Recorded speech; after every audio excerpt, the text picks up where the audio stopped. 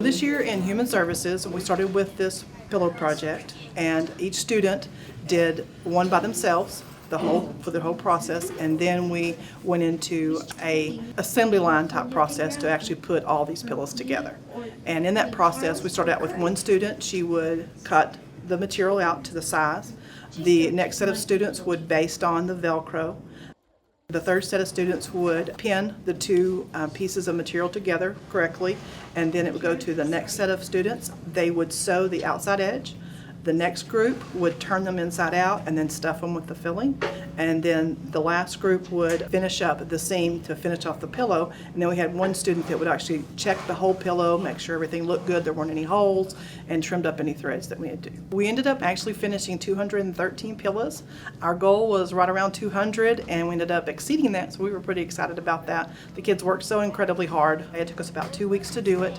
And then Shannon has graciously let us donate these pillows to their cancer patients, so that in hopes that one day it will help them make it a little more comfortable as they travel.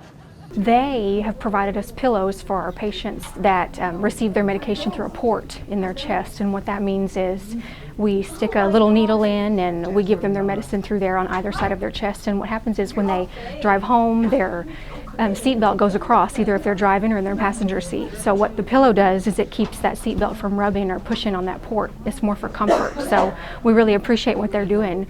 It helps them more comfortable on the way home or to and from appointments or things like that. It's a big comfort for the patient. So I asked them, okay, so what did you guys learn from this? And they wrote out their answers. It was very interesting to see what they come up with. Mostly it was about the sewing skills, but I did have many of them really reflect on how they were helping other people and how it made them feel so much better to help other people, even people they are not meeting. They realized that giving back was important, and it helped them as well as it helped someone else that they didn't know. They also were hoping that through this small donation that would give that patient who received it a little bit of hope for their future. We really feel that it's a great service because the patients feel supported. We as a cancer center feel supported not only by ourselves as employees, but as the community at large. We really think it's a great deal for anyone in the community to support us. The patients feel really that everyone is feeling for them, so it's a big treat.